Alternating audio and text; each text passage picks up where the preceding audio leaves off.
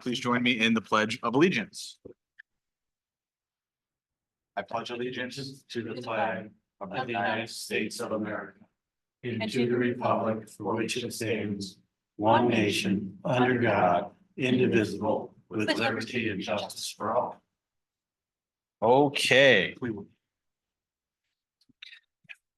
All right, so for tonight's meeting, we need to get an election of a chairperson. I move we appoint Justen chair. Second. Okay, we have a motion and a second to appoint. I move that we have board member Imes. Well, we had a motion and a second. We have motion and a Probably second, so vote. vote on that. Any discussion on that? I mean, I would prefer not to chair the meeting, just my preference. However, we can go ahead and vote on that. All those in, And just so we're clear, the anybody can vote. Yeah. I should say, district taxpayers are eligible to vote in this meeting at all times as well. okay, so we have a motion and a second to elect myself as the chairperson for tonight's meeting. Any discussion? Justin, I'm Is there hearing you reason- didn't want to. I'm hearing you I mean- prefer not to. Is there a reason you prefer not to? I do this every month, so I just prefer not to this one because I have the option not to. All right, so all those in favor of electing Justen Kent, the chairperson, say yes. Yes.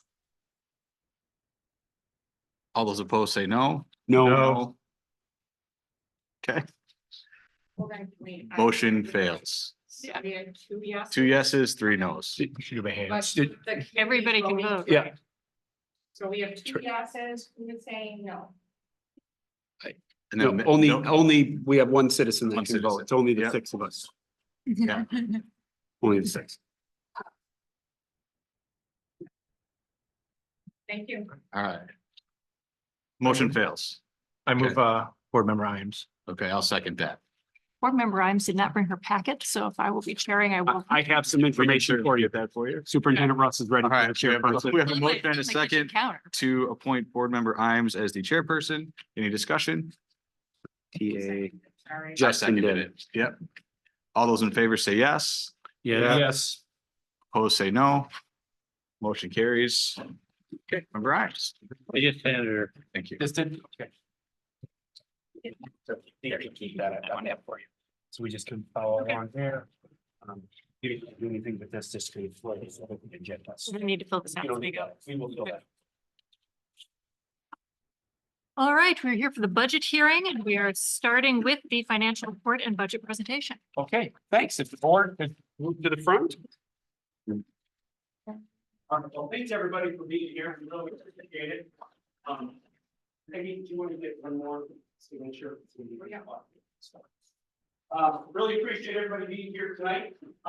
This is the time of the year when we present to our community our budget hearing and our what we are proposing for this upcoming school year. I do want to preface it. We did present a preliminary budget in May, and at that time I said, this is all going to change. I am presenting a more detailed budget with more accurate numbers, but when we come to October, it will change. So, but tonight is an opportunity to kind of showcase what it is that we are looking at doing budget-wise for the upcoming 24-25 school year. So our agenda's up here. We are going to go through every part of district school finance, talk about how we are funded, where we are getting our revenues from, and where we are spending our budget, and what are some of the big projects that we're looking at. Our goals of the budget are simple. We want to achieve our mission of academic excellence, inspiring curiosity and personal growth, and following our written values, and really being our guiding force with our new strategic plan, which we'll talk a little bit about in the annual meeting part. But also, again, a really strong focus on strong learning environments, clean, safe buildings and grounds, a foundation and sound fiscal responsibility. And we really want to support that teaching and learning part of the budget as we take a look at what it is that we want to achieve in our strategic plan. So here's our budget timeline. In December, we started almost a year ago. In May, like I mentioned, we presented a very preliminary budget. In September, where we are at now, we've got our annual meeting, and we do have, there's 3 key indicators that allow school districts to really determine how much money they have and where the revenues come from. And we have the third Friday count coming up here on September 20th. I do believe it is, which basically is a pupil count, which is the main driver to our revenue limit. We are in the business of education, and we are funded by the number of students and residents who reside in our school district, is how we're all calculated. Then comes October. October is a big month for us. We get our property value, or our equalization property value, find out how much property did we increase. We'll talk about some of those estimates. And then finally on the 15th, we get the final piece, which is how much state or general aid we get. Ultimately, how much money is the state going to give to us, which then offsets our revenue limit, and the balance goes to our taxpayers. Then finally, on October 28th, this evening, we are making a recommendation to the school board from the adoption of the revenues as well as the expenditure. And then on October 28th, the board will finalize the entire budget, expenditures, revenues, and everything from there. So by then, we know what it is we're looking at. So, wanted to talk briefly about revenue limits, okay? Again, like we mentioned, we are controlled by the number of students and residents we have, and it carries over a 3-year rolling average. That 3-year rolling average protects districts from either declining significantly or increasing significantly. And ultimately, there is a per pupil allotment that is set by the state of Wisconsin, the legislators, and that was set back in 93 and 94. And since then, we've had incremental growth from that time in date and time. And I'll show you a graph in a second about what that usually looks like. This past year, the state of Wisconsin said the minimum allotment, they've always had minimums, the minimum allotment for the 23-24 school year was $11,000. And you'll see in a second that that was a huge increase from the year before of over $1,000. And again, we can't control that revenue increase, the state legislators do. So here's a graphic from DPI that highlights the increase of the revenue limit since 1993. Before 2010, the revenue limit was controlled by inflationary increase, CPI. Pretty much automatic 200, 206. So if CPI was 3%, the revenue went up 3%. And it was designed to keep school districts current with inflation. You'll see a big dip, and that was Act 10, when a lot of the school district finances changed. And then since then, there's been incremental growth. Anywhere between 50, 75, many years it was 0. And that's why you see back in 22, 23 to 23, 24, a significant increase where the typical school district or the average school district increased approximately just under $400. But for the school district, for our community school district, because we were a low spender, last year we raised $1,000. Our per pupil went up $1,000. The state of Wisconsin raised the floor from $10,000 to $11,000. That's why, one of the main reasons why our district taxes went up significantly last year, what we were talking about a year ago at this time. So you can see how the district has kind of the last several years has been doing since the increase in the revenue limit. So again, like I mentioned before, previous to 2010, things were tied to inflation. And you saw the last chart where we were only going up 50, 75, sometimes 0, we didn't get any increases.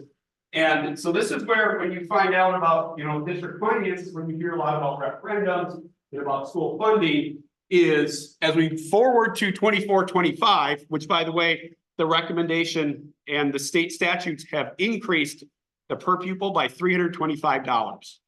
So that's why you would see a $325 increase to the revenue limit. But even with that $325, the average typical school district is still lagging right around $3,300. So again, districts are not keeping up with inflation. from the per pupil revenue limit. There's categorical aids that have been set, that have been pushed in there as well. And over the last several years, again, we've had the ESSER funds, the COVID dollars, which the state of Wisconsin has kind of utilized to help offset some of that revenue limit things from the state legislator level. And I also wanted to highlight that how our school district compares on a per pupil for our other surrounding school districts. You can see the ones that are highlighted are the other feeder schools. And you can see that basically 4 out of the 7 are all spending the same amount. And we're getting much closer to Lake Country has approximately $600 more than we do. To kind of equate that to Merton dollars, if we had $600 more per pupil, we would have approximately $400,000 more in our revenue. So in theory, Lake Country has, more money than we do, even though because it's a per pupil. But you can see Stone Bank's up there too, and Richmond's up there a little bit. But we are spending the lowest amount, basically, that the state of Wisconsin says you should spend per pupil. All right, how do we figure out how much money we can spend? Okay, we're not like a normal business where we can start to kind of raise levers and things like that. So what we have is what's called the revenue limit. And the revenue limit, first of all, is comprised of 83% of our district revenue. So this revenue limit, again, I'm going to show you where we spend our money in a second, but we collect 83% of our revenue from the state and our local taxpayers. Again, when we take a look at a 3-year rolling average, and then we also have these ongoing exemptions. For Merton Community School District, those ongoing exemptions are what we call voucher payments or a voucher tax that goes above and beyond the tax limit. So if we take a look at where we're at this year, we are anticipating on a 3-year rolling average, 367 students. We multiply that by 11,325. We add our reoccurring exemptions, which is our voucher payments. We have now a revenue limit of $10,082,268. That is how much our revenue limit says we can spend. Okay, and understand, we can't touch 263,000 of it. That's already out the door. Can't touch it. Okay, and again, this is all an estimate, but that 10,082 number comes into play a little bit when we start talking about tax levy. Now, that 867 students, where did we get that from? And why this kind of ties into our community growth? This is where we've been over the last 10-ish years. We started out about in 2013, our 3-year rolling average was 903. You can see we've dipped, and now we are coming back up. Now, the reason why we are coming up pretty significantly is on a 3-year rolling average for a growing school district, what always falls off? The lowest number in your 3-year average. So that's why you see a significant, approximately 30 student increase to your revenue limit. 30 times 11,000 is an additional $330,000 approximately. That's additional instead. Add that on to the 325. So again, so that is where we are getting some of our new money from. Now, we're in a great situation. We are a growing school district. Probably 95% of the school districts in the state of Wisconsin, this number is going down or levying on. So again, we're a growing community. We'll talk about our growth and how we're handling that in a little bit too as well. All right, we have this revenue limit, right? We have $10,082 approximately to spend. Who's going to pay for it? We've noticed over the last several years as you walk through our community and drive through our community, our property values, we're getting new construction. That's important, and we'll talk about that in a second. But we have more new property growth, right? We are becoming more property rich, and the state aid formula across the entire school and across the entire state is driven around how much property do you have? How much property wealth is in your school district? And if your property values are going up, what do we typically see? An inverse relationship where property goes up, state aid goes down. So when property values go up, the state of Wisconsin says the Merton Community School District, their taxpayers have the ability to take on more of the cost of school. Okay, last year we got hit by this part on our taxes. So again, higher property, lower state aid. All right, so when we take a look at our revenue limit. So the revenue limit authority, remember it was that 10,082,000 number. The state of Wisconsin, we are anticipating the state, this number came out right around the middle of July. The state picking up $4,714,000 of the bill. Okay. For a total, that means the minus is 5,302, which is the allowable revenue limit or our tax levy. Now, this was a huge shock to all of us.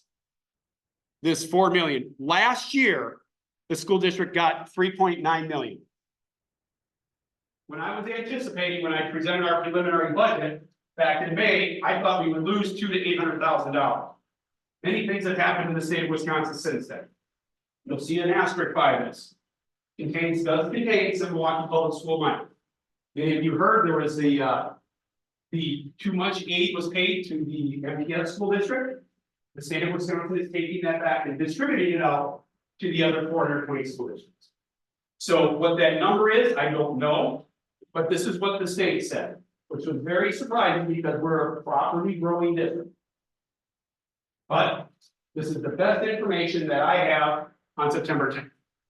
So this number right here becomes our new levy about the amount of money that the Merton Community School District can ask from their taxpayers.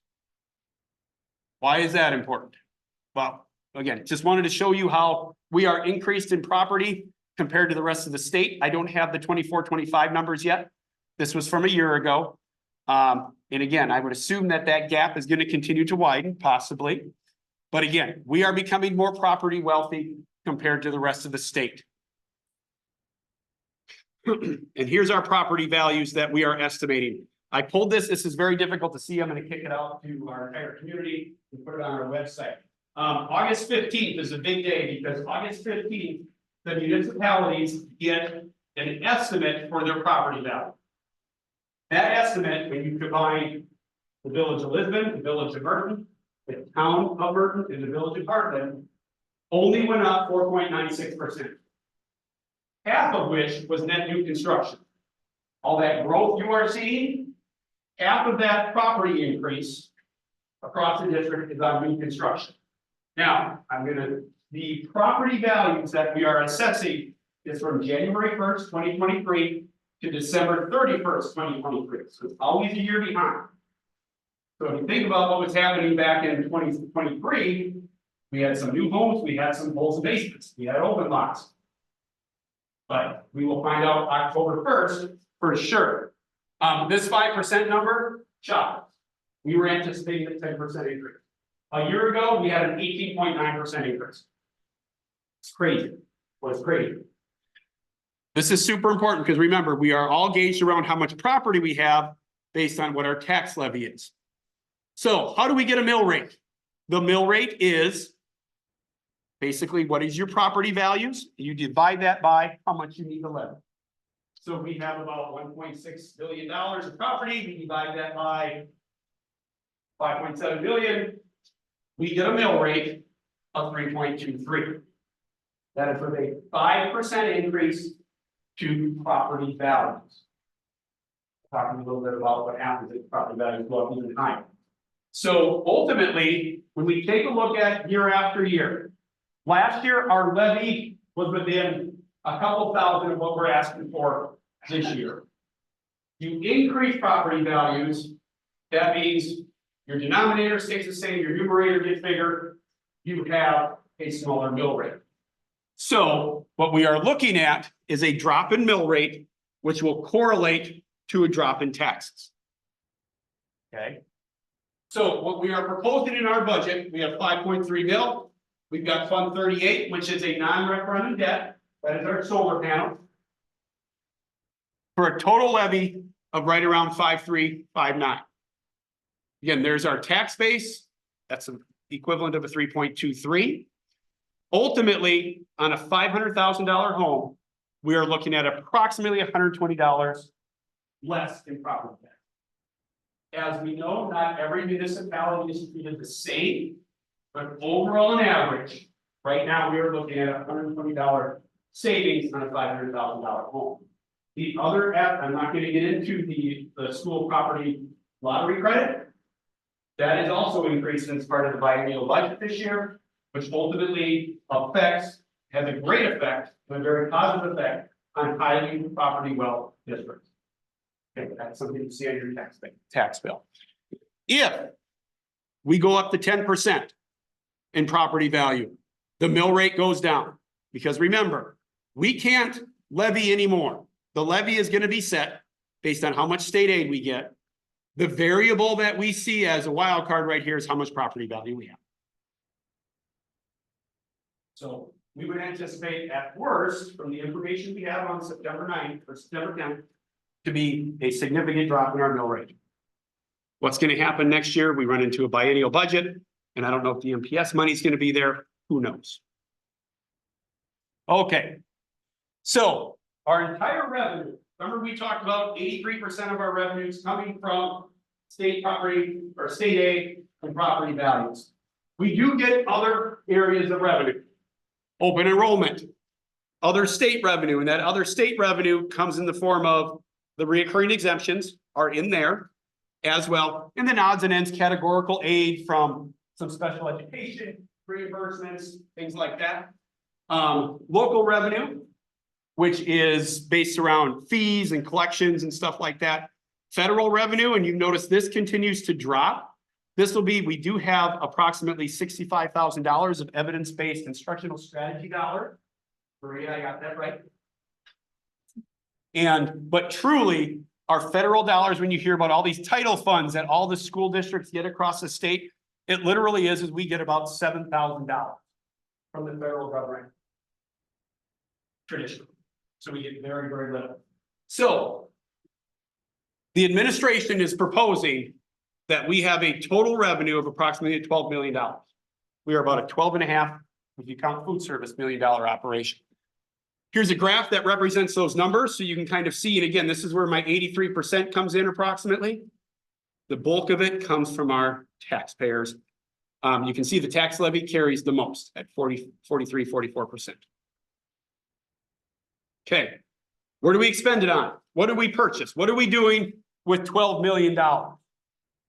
Salaries and benefits, truly, and even part of Fund 27, which is our special education funding, truly runs 75% of our budget in salaries and benefits. I don't have Fund 27 broken out, Stan, but I can tell you approximately 85% of that dollar amount is salaries and benefits. Open enrollment, we have open enrollment out. Again, that's an obligation that the state tells us how much we owe out. And again, remember, we get OE dollars in as well, so it's kind of a wash. We just kind of I also wanted to break down what it is we do. Buildings and grounds and utilities are truly $500,000. Keeping the lights on, maintenance, things like that.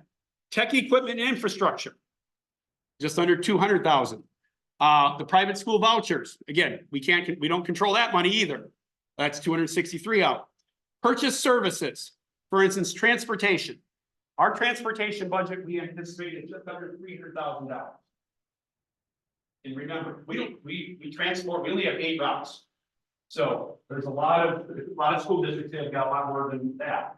But again, our transportation budget out of that 477 is $300,000. Curriculum improvement and supplies, believe it or not, on educating kids, professional development, a business of learning, we spend $1 million on. 1/12 of our budget goes to instruction. That's it. That's it. The rest of it, again, majority, we are people. And you can kind of see, again, here's our pie chart from the numbers, just kind of outlining what it is that we're spending things on.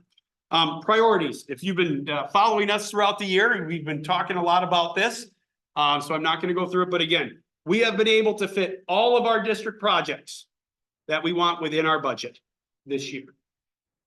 So we're super excited about that. Again, everything, the board has been very gracious to making sure that our people are taken care of the best that we can, as well as our facilities, maintenance, curriculum adoptions. And as your administrative team, we are always trying to leverage our skill set and utilize our people to really maximize their opportunities in the district too, whether it be buildings and grounds, teaching and learning, instructional staff. We do a lot of PD in-house and we take care of a lot of things as we go out there too. I do just want to highlight the last two bullet points there because I'm going to come back to it in the annual meeting. We had about a 3% salary increase and we did offer $1,000 retention bonus for those returning. Pretty typical, CPI, right around there.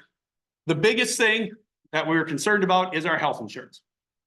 Health insurance increase in this budget, I anticipated approximately 20%. It's 20% to be through. Okay, because again, the cost of healthcare, especially in this area, especially in Wisconsin, is very, very high. All right, I did want to kind of highlight our special education. Again, why did I do this? I actually was at a school funding finance conference, and DPI encouraged us to showcase what our Fund 27 expenditures are and how do we fund it.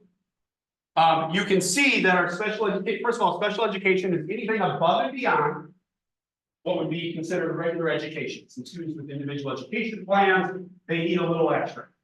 Okay, there is a process to qualify for that. Our district takes them through, and then ultimately our special education dollars are funded from Fund 27. All of our special education reimbursement at the state level is approximately 33%. Okay, the rest of it comes from our district budget. You're going to hear the biennial budget come up, and you are going to hear one of the biggest pushes is to, can we please increase special education funding from the state? Why? Because if we increase special education funding, the transfer from Fund 10 goes down, which ultimately impacts the rest of the budget. So that's why DPI wanted to highlight it. And again, it's special education and how that is funded as well. Okay, to finish up, I have the two things that we are going to be talking about a little later, looking for a motion a little later in the meeting, is our proposed budget expenditures. Fund 10, we've talked about that, special education, non-referendum, food service. We are just under a $500,000 operation in food service. So, and again, that is operated by Chartwells. We do have a cooperative with Heartland Lakeside. It's one of our, we share food service manager, help kind of manage that as a shared service. Same thing with tax levy revenues. Again, looking for a motion a little later. This is going to be our Fund 10. Last year, that general fund, we're down just about $70,000. Again, peanuts when you talk about $5 million worth. Non-referendum debt's the same, total levy. And again, 323 estimated mill rate, a significant drop is what we're looking at. Last thing I wanted to highlight is the fiscal shape of the district. Our fund balances. I actually did just have a conversation with our auditors today. I did update that this afternoon. We did have an increase to our fund balance. Right now, we're about 45%. That increase in the fund balance came from a surplus from the 23-24 school year. We went up about 8%, or approximately just under $400,000. Again, completely unaudited. Again, in great fiscal shape. Last year, we were anticipating a budget deficit, but we were able to put everything back in the budget because some things went our way with additional revenues and some less expenditures.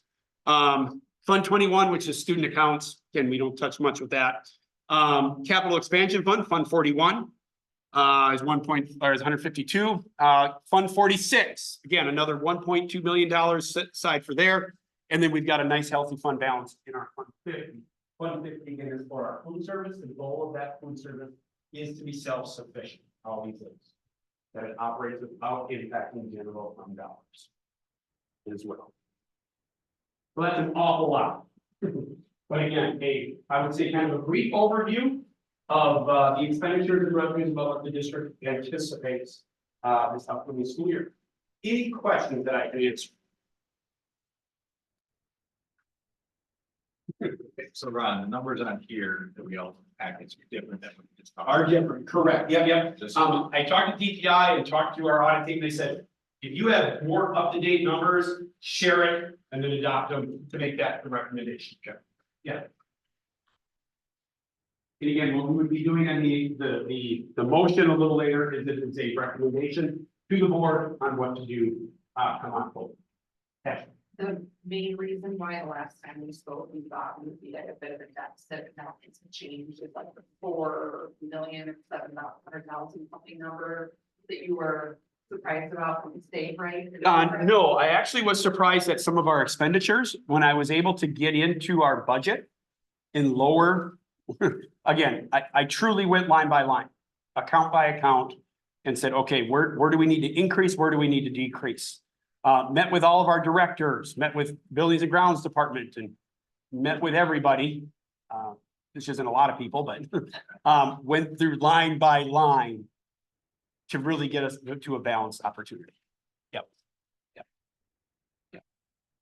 Justin. So as you talked about the three-year rolling average. Yep. Right, we're benefiting from that, but actual students in the building is not increasing year over year from last year, correct? No, I can, you're jumping ahead a little bit, but let's talk about it. No, that's fine. You sure? Yeah. I got it right here. Right here.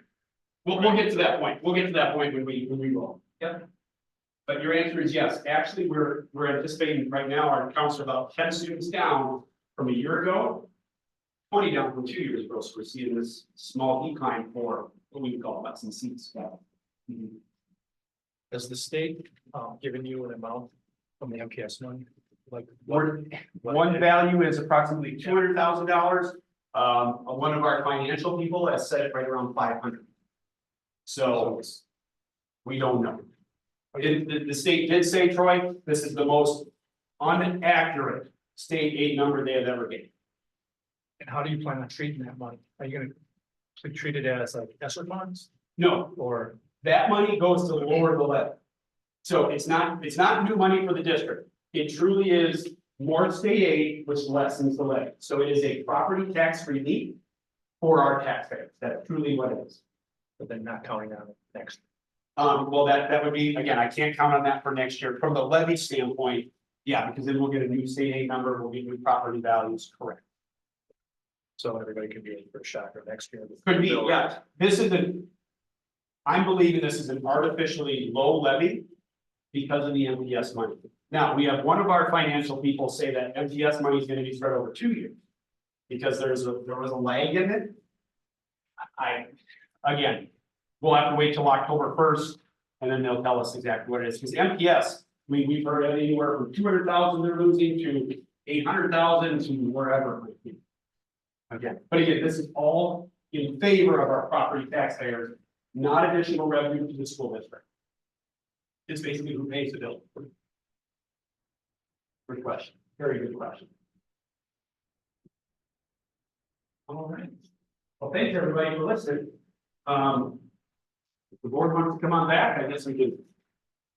Well, we may not have to, I guess, if we want to stay there, that's up to everybody. But maybe the chairperson could come back. I think the chairperson should come back. Everybody else can stay because we'll be moving back here in a second. All right. I am looking for a motion to approve the expenditure as presented. So moved. When we say presented, And you're going to bring up, so we I'll know. bring it up as presented. So I each can of the read it. funds. Do I need to read through it? I'll read through it just to make sure everybody's clear. I'll do that. I'll read it. I'll make a motion to approve the expenditures for the district be established at $12,110,802 for the general fund, Fund 10. $35,000 special projects / students, Fund 21. $1,684,476 for special education, Fund 27. $57,188 for non-referendum debt service, Fund 38. $0 for referendum debt service, Fund 39. $0 for capital expansion, Fund 41. $491,959 for food service, Fund 50, and $0 for community service, Fund 80. Is there a second? Thank you. We have a motion and a second. Is there any discussion?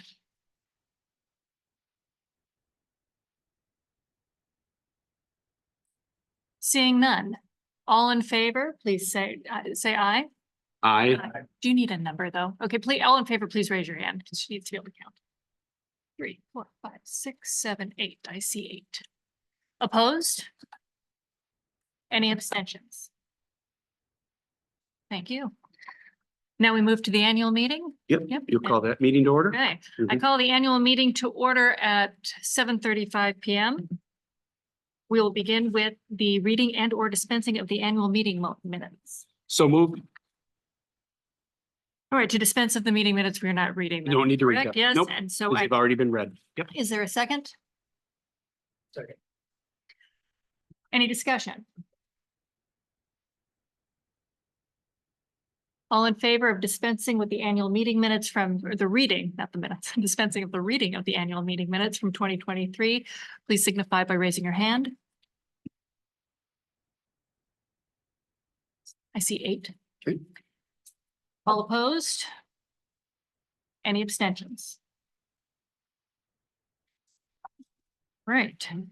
And now we move to the district administrator's report, the state of the district message, and I may return. Thank you. All right, so just wanted to put a different hat on, the superintendent hat on. First of all, this is my 14th year in the school district. Thrilled, I've lived in our community for over 20 years, so when we talk about the enrollment increases, decreases, been here through a lot of that too as well. Super excited. I do want to start with by saying thank you to our entire staff, our school board, our community. You've been very gracious to us, allowing us to educate your children and giving us the resources, the materials, and the support needed to make sure that we're doing a really dynamite job here in the Merton Community School District. So this evening, very quickly, I do want to go again. This is a brief overview. If you've been paying attention, you know a lot of this information because it's a lot of celebrations about what it is. But I just wanted to highlight some of the things that are going to be challenges and some of our celebrations moving forward. We talked about our mission statement again. That does drive a ton of what we do and everything we do. We were the 6th ranked school district in the state of Wisconsin last year, according to our school report card. There are 421 school districts. That is a collection of our families, our staff, our students, and our entire community. So thank you very much for all of the work. We completed a new strategic plan. Again, significant investment in from a community standpoint, gathered all the information needed. New math curriculum, new 6-8 curriculum, best practices in 4K, literacy adoption, Act 20, a huge lift for our team to prepare for this year and moving through this year too as well. Teacher retention, our highest rate that we've had in several years, approximately 90% when we take a look at non-retirement. Okay, I'm going to show you a graphic about what the state averages are, which is getting tough. Finish with the financial surplus. We talked about that a little while ago. Our board policy is no longer from 1999. Thank you very, very much to the school board, our policy committee, which has been Mr. Andersen, Mrs. Cotton, Mrs. Kent, Mr. Lehman. A ton of work went into that. It was a really heavy lift. And we finished it early. We finished it in less than 3 years. And then the other piece that our teams and our building teams, our culture teams are working on are that those student values, those Merton values, and those behavior matrices. Again, there's been a lot of work leading up to this school year to getting ready for this upcoming year. We just got done talking about our budget. Again, one of the celebrations for our school district surely should be that we are in fantastic financial shape. Okay. This year alone, 150 school districts are going to referendums. Okay. Over the past, and that's a combination of operations, which is basically to help increase, because again, we have a revenue limit, right? When you hear operational referendum, it is additional dollars on top of your revenue limit. Now, that's very critical because this chart below here is just for operating referendum.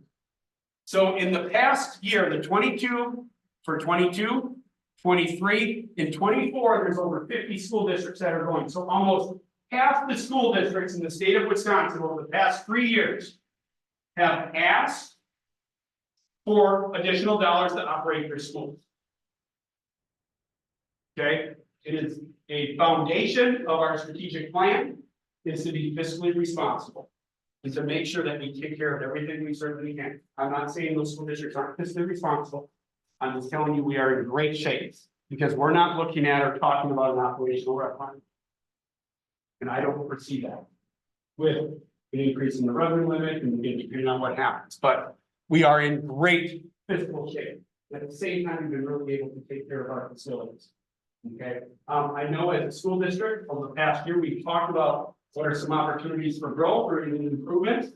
And we're gonna take this year to really take a look at what we need to do, because now that we know enrollment's a little bit, might give us an opportunity to leverage some of those fund balances and some of those fiscal accounts that we're able to go through there. The other highlight that I want to really highlight is our strategic plan. Again, we have a team of diverse stakeholders, community members, parents, staff. Again, when I say community, they don't have any kids in the school district. Held listening sessions, gathered survey data. And they created 3 pillars. They created 3 pillars. And again, this information is all online. We've got the student experience, we have the staff experience, and we have our community experience. The action plans that we're going to be presenting to the board, that were recommended to us from the strategic planning team, our administrative team continues to massage and work them. The student experience, again, is around Act 20, which is truly literacy. We have a complete literacy adoption going on, K-5. When we say MLSS, as multi-level systems of support, is part of Act 20, is anyone who is in the 25th, the below 25th quartile, needs a reading plan. Okay, you saw as one of our projects is we did bring in a data warehouse to help manage all of this. The staff experience, compensation and benefits review. Professional development, we want that workforce engagement. And we want to continue to build communication trust across our staff, so we can continue to keep them engaged at a time where, you know, where again, things are projecting up. And from the community experience, we are looking at really re-leveraging how do we engage them, how do we communicate with them and keep them informed. And that's going to be through this year, we're going to be looking at free mailers, going out flyers in people's mailboxes, either before or after the election. We'll have to see with all that junk mail that we're getting, but we go from there. So again, that's kind of our key focus, just in kind of summary as we go from there. Getting back to Mr. Kent's comment about our community seems to be growing, but our student count in the district, in seats, is not reflecting the amount of growth that is there. So this is our third Friday counts, and again, students in seats, butts in seats, where you can see we're starting to peak and then we are starting to come down a little bit at 797. So again, not the growth that we thought we would be, but again, still a very strong, a strong count. And again, going back to kind of the comment is our butts and seats may be going down. Our resident enrollment, again, resident enrollment is all the students who will roll out to as well, count toward our revenue limit. That continues to increase. And again, our 3-year rolling average, last year we had a very low number. Now our lowest number is 50 higher than our lowest number from the previous year. So again, lots going for us there. But our community growth is not what we anticipated, because I think a lot of people thought that this number by now would be right around 950. I was one. I'll tell you that. I was one of them. Didn't anticipate this, but we're starting to level off, get more predictable, which ultimately allows us to plan a little bit better as well, instead of being this up and down. So we'll see what happens. The other part to this too is we graduated a large class, right around 109, and our new 5Kers replacing them is at 92. So right off the bat, we were down to 17. And we go from there too as well. So we had a big. I showed this slide before. Property value is going to continue to increase. New property value is going to continue to increase, which is great news for our taxpayers because it spreads the wealth out even more. And it adds a new tax base. Okay, so again, we spread out that levy across more thousands of dollars, and we still got a lot of building going on. And hopefully that continues to keep our enrollment right where it's at, and maybe an increase. We'd love to see that too as well. Future challenges. The number one thing, again, with 75% of your budget in your operations depend on people, people continue to be our biggest challenge. Finding people, the number of people entering to the profession. I seriously had 2 conversations with college students this past weekend that wanted to be teachers until their junior year, and then all of a sudden they're like, I'm gonna try something different. I'm gonna go make more money. Okay, so the pipeline is really struggling. We've talked about staff and teacher retention. Here's just teacher turnover. It's right around 17% the last several years across the state. Almost 1 in 5 teachers leave their district. And even worse, here's our future challenges. First year teachers retention over time. After their first year, same state, 40% of them leave the state. 60% of them left the district, or are only 60% of them are in Wisconsin. Only 40% of them are in the same district, and only 30% of them are in the same school. That's last 5 years of data on teacher retention. We're new to the profession. Teaching. We have less students in the teacher prep program, and we're not able to repeat for a variety of reasons. So the other piece I want to go back to this side, cost of employment, like we talked about. Healthcare is rising at a higher rate than what we can keep up. Okay, so that's probably our biggest challenge. The other challenges is we talked about our special education and some of those really niche areas. We are fortunate that we don't run a high school here. I don't need to worry about the tech ed teacher, the physics teacher, the chemistry teacher. We have family consumer eds. We have very little specialists. But special education costs continue to go up because the demand for those people continues to go up. Supply and demand. Certainly. And people are well aware of their worth, because everything is public record. So those are our biggest challenges. Again, wanted to finish with our mission, and I also wanted to finish where I started with thank you. We can't do this great work without a great community and a great bunch of people to work with as well. So, any questions on anything? Yeah, sure. First, awesome presentation. The results were surprising me in terms of, the trajectory that's on, which is great. One of the challenges that isn't listed on here is when people are looking to move to Merton, they're not just looking at the Merton School District, they're looking at the Arrowhead School District at the same time. When Tim Evers, the school board member, retired off the board from Arrowhead, said he specifically had a hard time selling his house to people with kids that are in school age because of the Arrowhead School District, not because of the elementary school. With the potential passing of the referendum, does that figure into our equation at all in terms of what our projected numbers might be? To be honest with you, it seems like we're having no problem filling up houses, even with the high school. We're seeing a larger amount of our students go private. From a K level, larger than we've ever seen before. I don't really know the answer to that because again, hopefully they're moving into an area where they feel like you said the K-8s, we're doing awesome. You really, wherever you move into the Arrowhead system, you got a great experience. I don't think so. I guess it's something that we really haven't looked at, to be honest with you. Or thought about that. If their referendum does pass, obviously they're gonna have facilities matter, right? And that's where I think your facilities matter, reputation matters, and when, Sussex right down the road, or the Mosquitoes, or the Oconomowocs, there's a lot of competition, and when families are looking, hopefully that K-8 attraction hits them here, and then the A still does have a very good reputation. It really does. Thanks. Yep. Thanks, everybody. Appreciate it.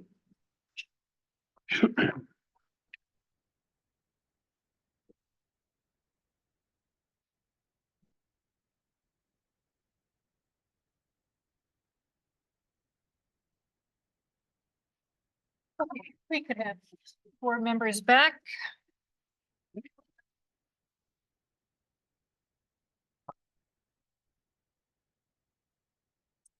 Our next agenda item is the approval of salaries for school board members. This is something we don't vote on, but there is the discussion. No, we vote on it. Yeah, Oh, we can vote on everybody it. votes on it. Yep. We're citizens. Um, It's okay. I'd like to make a motion that we set the school board salary rate of $1,200 per year.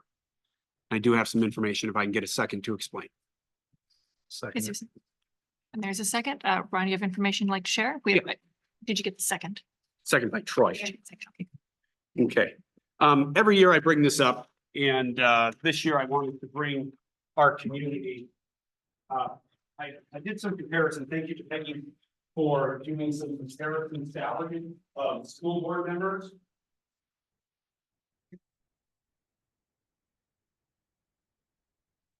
This is a collection of salaries for current, this upcoming, or again, this was last year because annual meetings weren't set yet.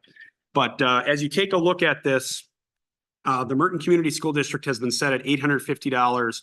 And we are the lowest for the ones who do get compensated for. We are the lowest in our feeder system and lowest around. I know the work that you guys do is a ton. You represent our community, and the reason why I'm making a motion to request to be moved to $1,200 is a minimum of $100 a month. As a thank you gesture for at least one full meeting a month. You have committee meetings, you've got weekly updates from me, you've got all the other things that you keep track of too as well. So looking at the data and knowing what you guys do, again, I'm recommending, thank you for seconding the motion for $1,200. Discussion.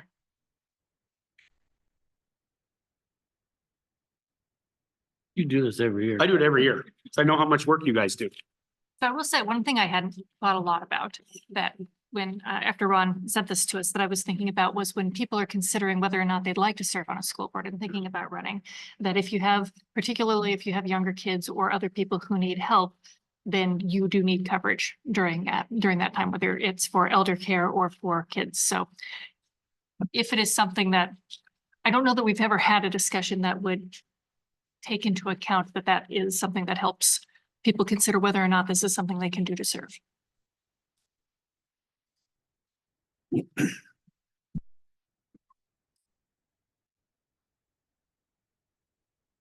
Other thoughts?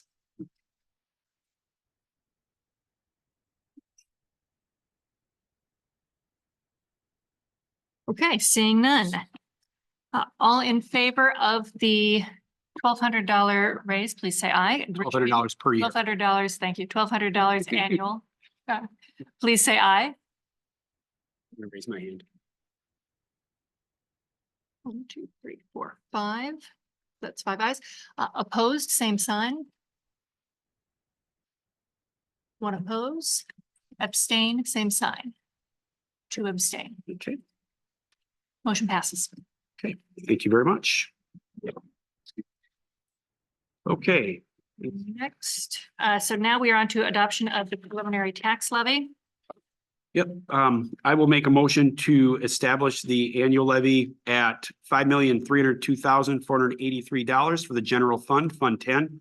$57,188 for non-referendum debt service, Fund 38.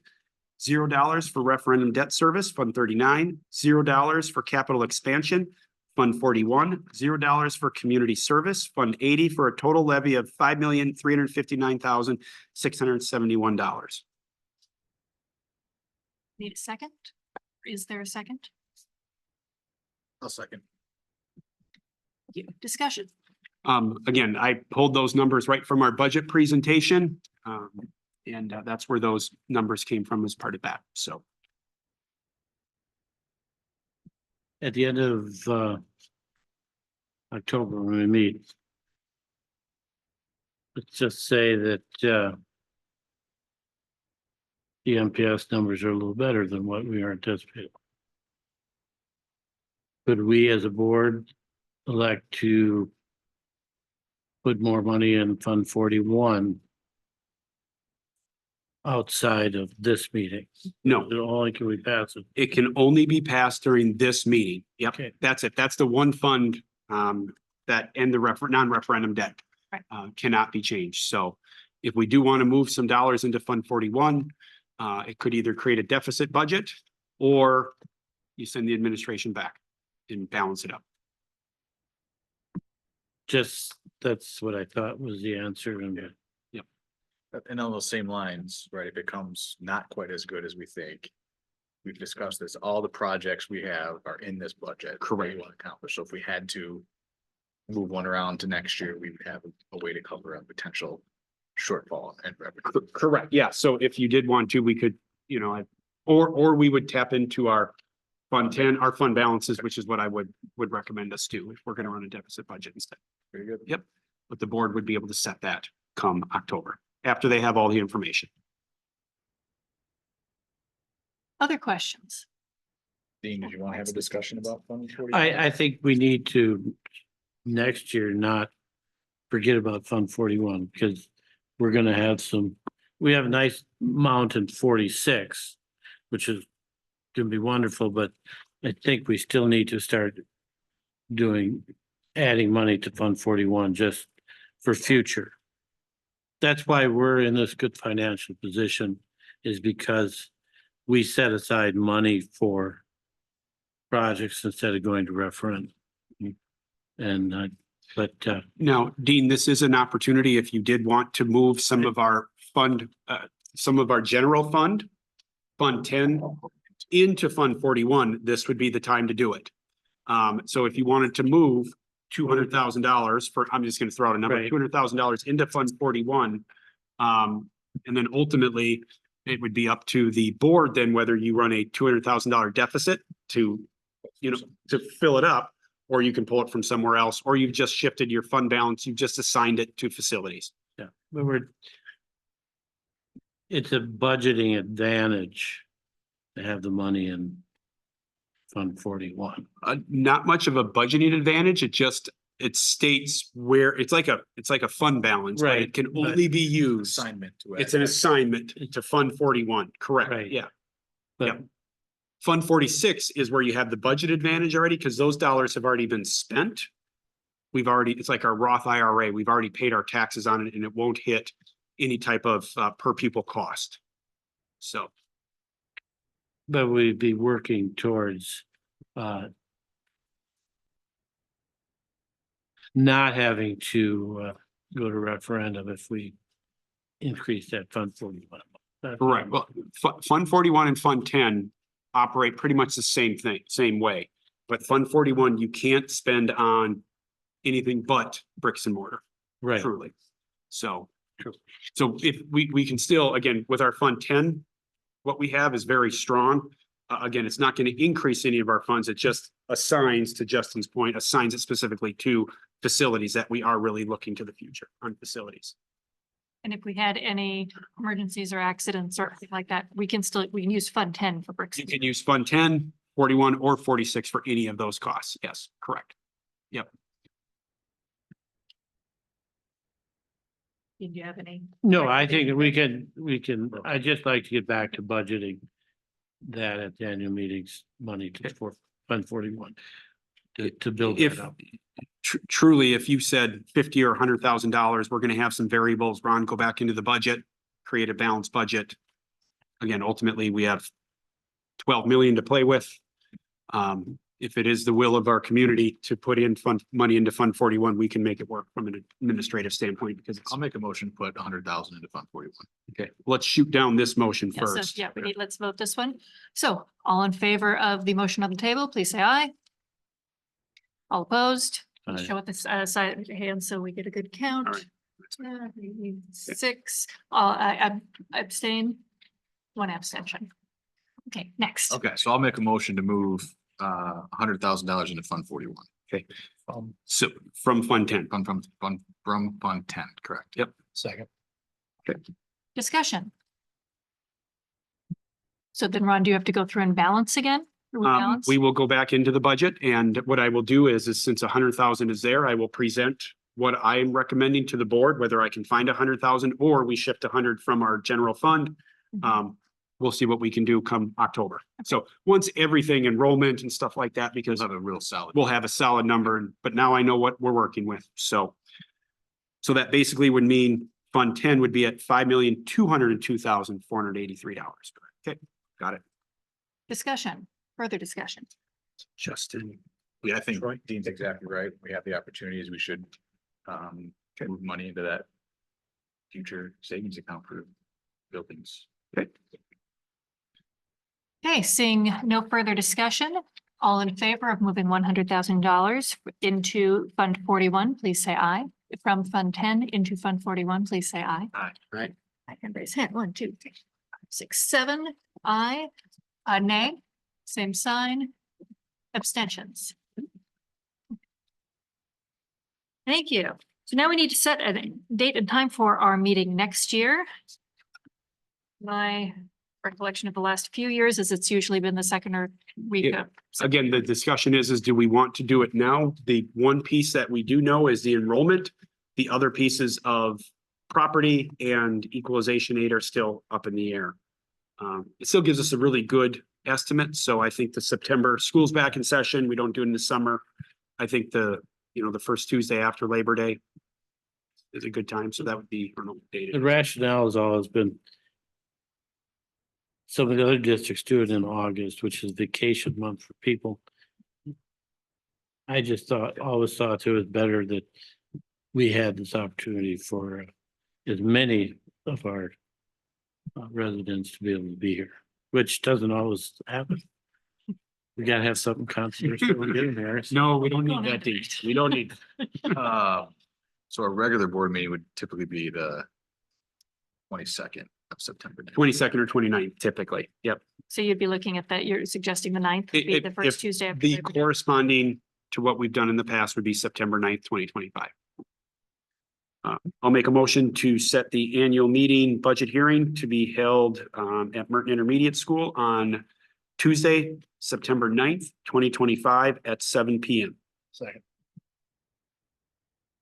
All right, we have a motion on the table for the annual meeting date of September 9th, 2025 at 7 PM to be held here at Merton Intermediate School.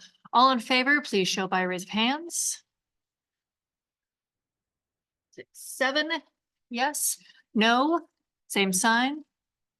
Any abstentions? Thank you. Right now, we need the approval of the annual meeting minutes of 2024. Yep. So what we do is now I am going to be reading. I will read them.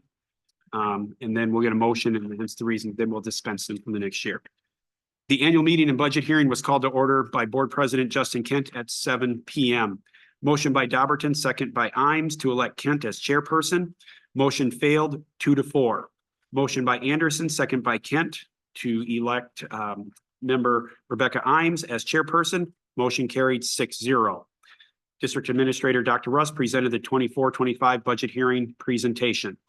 Motion by Ron Russ, second by Ashley Renz to approve the expenditures for the district to be established at $12,110,802 for general fund, $35,000 for special projects, Fund 21, $1,684,476 for special education fund, $57,188 non-referendum debt service, $0 in referendum debt service, $0 in capital expansion, $491,959 in food service, $0 in community service fund 80. Rebecca Imes called the annual meeting to order at 7:35 PM. Motion by Ron Russ, second by Troy Andersen to dispense the reading of the annual meeting minutes on Tuesday, September 12th, 2023 at 7 PM. Motion carried 8-0. District Administrator Ron Russ presented the state of the district. Motion by Ron Russ, second by Troy Andersen to set the school board salaries at the rate of $1,200 per year. Motion carried 5-1.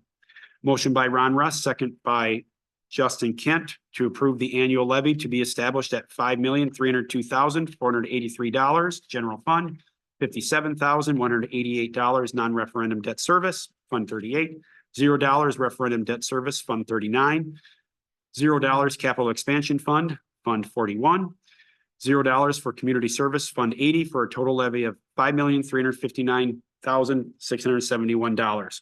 Motion failed, 0-7. Motion by Justen Kent, second by Troy Andersen to approve the annual levy to be established at $5,202,483 for general fund, $57,188 non-referendum debt service, Fund 38, $0 referendum debt service, Fund 39, $100,000 capital expansion fund, Fund 41, $0 community service, Fund 80, for a total levy of $5,359,671. Motion carried 7-0.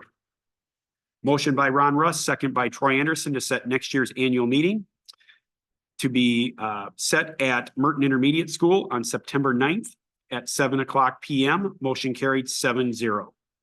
Motion by Ron Russ. Who was the second? Second. Second Fourth. by Rebecca Imes Oh, yeah. to approve the annual meeting minutes at on September 10th, 2024. And then now we vote. Oh, there's a second right there. Okay. Little, but I ended up staying from school where it's 5-1-1. 5101 abstain. Not that I don't- Okay. Got it. Okay, we got a motion and a second. All right, all in favor, please signify by raising your hand. 7. Any no? Any abstentions? I move we adjourn. Second. So moved. All in favor of adjourning, please signify by raising your hand. And we are done for the evening. Thank you, everyone. Thank you. Rebecca? Thank you, Rebecca.